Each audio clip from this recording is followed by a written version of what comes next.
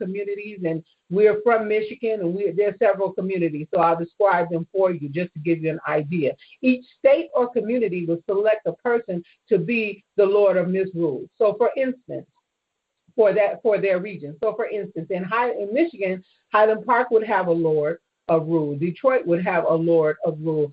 Southfield would have a Lord of Rule. In Colorado, Aurora would have a Lord of Rule. Denver would have a Lord of Rule. Colorado Springs would have a Lord of Rule. Inglewood would have a Lord of Misrule. So it was one selected for every community. This person was forced by each community to indulge in food and other physical pleasures throughout the week. The festival would conclude on December 25th. Roman authorities chose the Lord of Misrule, who was normally an innocent man or woman, designated to be brutally murdered as a means of destroying the forces of darkness through sacrifice. Now, this sounds like, to me, brothers and sisters, from a scene from the movie The Purge. This sounds like, to me, a scene from the movie The Purge that recently came out not too long ago. Once a year, they will allow a purging to go on where they would kill people. Okay? This is a scapegoat thing. This is something that they celebrated, and they did it all over. The prophet said there was a lord or an authority over that district that allowed this to go on. And the people joined in. Now, our people were never, ever free to dance and celebrate and do nothing without master's rule, without master's approval. So those that were in authority established this. But is it of the Most High? Is it in the Bible? No. Keep reading, Mark. The Greek historian and poet Lucian describes the festivities with human sacrifice, widespread intoxication, going from house to house while singing naked, rape, other sexual license, and consuming human-shaped biscuits. That was his description. And he references also that the going from house to house while singing naked is reflected even today in this pagan holiday of Christmas as caroling. Okay, so that's where this tradition is coming from. They used to go house to house naked. Now they don't do that now, but they still go house to house right now, even in small communities and big communities. But majority of them are in small communities. You will see them going door to door singing. Yeah. We have to understand what we worship and why we worship us. Where did this come from? Who established this tradition of men? The Most High? No, he didn't do that. The apostles never went door to door singing. They brought in the gospel. Go ahead, bro. In the 4th century CE, Christianity decided to import the Saturnalia festival to increase the pagan masses or congregations. Christian leaders succeeded in converting sizable numbers of pagans by promising them that they could continue to celebrate the Saturnalia as Christian. All right, so brothers, I want to bring out this word, and it's a horrible word. The Most High say pagan. Anybody that's not from the nation of Israel, outside of the teachings of the Most High, that doesn't follow him, they're pagan. They're heathen. If you're not following the Bible and the true Messiah, Christ, you're pagan. Now, I'm not saying that. This is what the Bible says. You're a heathen. Go ahead, brother.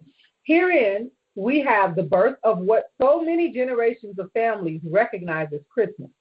Here is the problem. There was nothing innately Christian about the pagan festival. Yet the Christian leaders successfully converted many pagans on promising that they would not miss out on their week-long celebration of Saturnalia. And as you heard in your hearing from the history, Saturnalia was filled with nothing but debauchery, and it was as though debauchery was recognized for a whole week. So anything serious was barred, and basically anything holy seemed to be barred during that week. All types of debauchery went on, but yet Christian leaders were able to convert and compromise to have their congregations to increase around that time. And we even recognize that Christmas, so-called Christmas, is one of the highest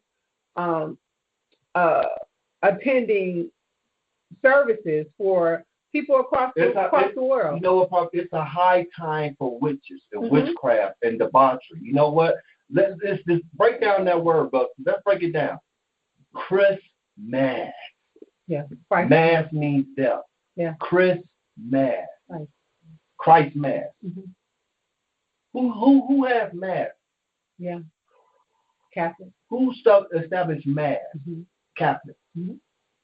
Well, this is from Rome. So they identified them as masses anyway, because that's where it derives from. Okay. And I just put congregations in there so that people can understand that this is a gathering of people. Okay. And not a side, pagan masses. Maybe someone would misinterpret that. So we know the problem that there was nothing innately Christian about this pagan festival, yet the Christian leaders were successful in subverting many pagans on promising that they would not miss out on their week-long celebration of Saturnalia. Now, these pagan leaders, brothers and sisters, I had to jump in there. These Christian leaders, so-called Christian leaders, were pagan in nature anyway. The keys of understanding, the keys to the church were not given to them. Rome was never given the authority of the Most High on the earth anyway. The true doctrine, the true teachings of Christ died with the apostles, Peter, Paul, James. That's what it died with, and it passed on the true men of God. But that was the whole battle was before back in the day anyway. The Reformation, the Protestants against the Catholic, King James against the Roman Catholic Church. They wanted to keep the word pure. Even Wycliffe, others, they still fought against the Catholic Church. Rome put themselves in authority over the Most High's word. Yeah. The Bible is the authority, not a church. And even still today, people recognize Rome or anything that is Rome as the authority over Christianity. And that's just not true. It's not true. Rome allowed paganism to be mixed in with true Christianity. Okay, go ahead, Prophet. The Christian leaders of the 4th century decided to remedy this by naming Saturnalia's last day as Jesus' birthday, right there in your face. Whoa, wait a minute. What did they do? So, wait a minute. The Christian leaders of the 4th century, when this particular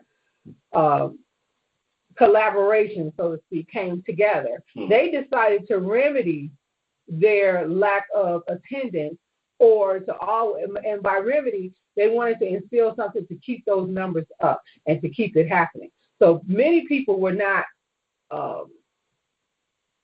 they didn't receive the fact that Saturnalia was stated that they could conduct that in the churches. So everyone was not in agreement, but Christian leaders decided that they would continue to compromise and promise them. And so what they did was, in order to appease the others, they decided to remedy this by naming Saturnalia's last day, which we know is December 25th, as Jesus's, or what we know as Yashaya's birthday. Now, here's the similarity with this. Why would they pick that day? Yeah, it's pagan. We know where they got that holiday from. We know where they got the traditions of men from, just dancing in the street, singing naked, and even sacrificing on that day.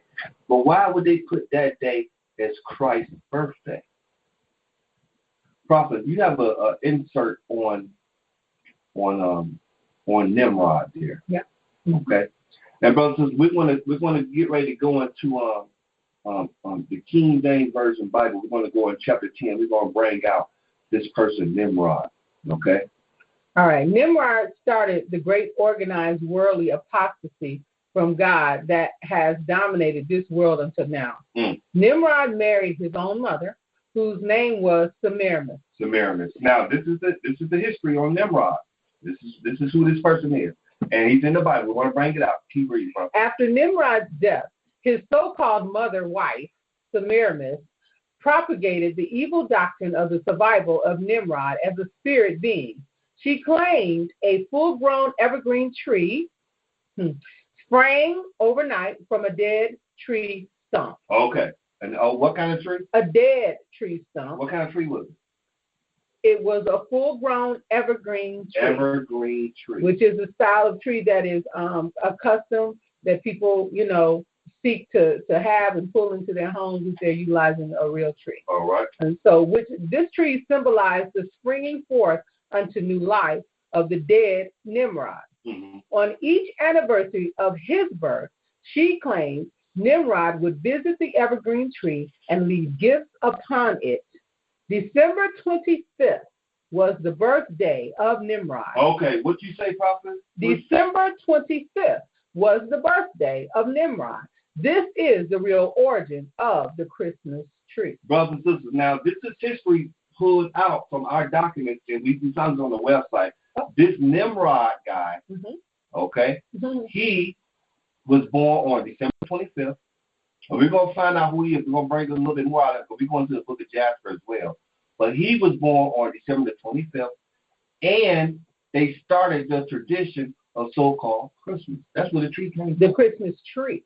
The Christmas tree. So what's happening here, what we're bringing out is there's a combination of two different debaucherized ideas that came out of Babylon as a Babylonian culture, is where Nimrod comes from, and the Roman culture, where Saturnalia comes from. That is a combination of two. The festivities that we have leading up to this so-called holiday season comes from the Saturnalia, as well as that the birth. It was a reason. So you're bringing out why they selected that particular day. This is why they selected that particular day, as well as you find a reference to a Christmas tree. So if you looked at Saturnalia, you was like, well, where did the Christmas tree come from? So in order to see where your entire festivities and how you do things each year, how it comes together, you would have to look at both of them. Look at both and bring it all and together. Bring it together. Brothers, just follow us along. Now, let's go to Genesis in the King James Version Bible. I'm going to let you go right back to that article because there's a lot in there as well. Let's go to Genesis chapter 10, and we're going to bring out this Nimrod guy. After we go here, we are going into the book of Jasper. If you have a computer, I will give you the information on which chapter and verse to go into the book of Jasper when we come out with more information about Nimrod. Okay? But now we're in Genesis chapter 10. We're in Genesis chapter 10, and we're going to start at verse 8. Okay? And Cush begat Nimrod. Cush is who? The son of Ham? Son of Ham. Okay. And Cush begat Nimrod.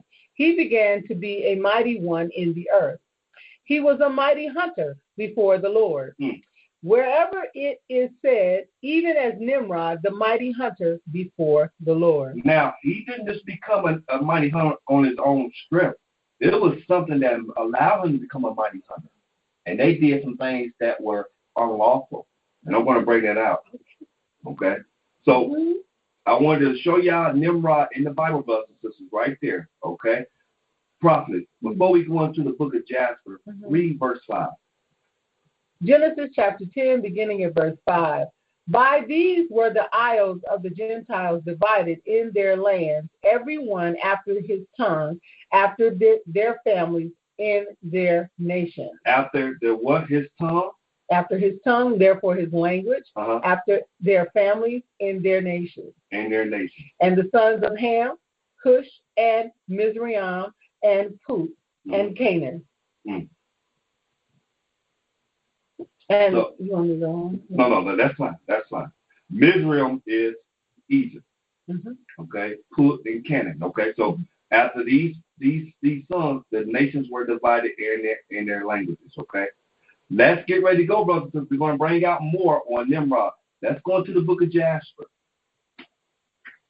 We're going into the book of Jasper, and we're going into chapter 7. Okay, going into chapter 7, and prophets, we're going to pick it up right here in verse 25. Okay. The book of Jasper, chapter 7, beginning at verse 25. For after the death of Adam and his wife. Adam and who? His wife. Okay. The garments were given to Enoch. What garments were given to Enoch? The garment that the Most High made for Adam and Eve when they sinned. He killed animals and covered them up. Okay. Keep reading, prophet. The son of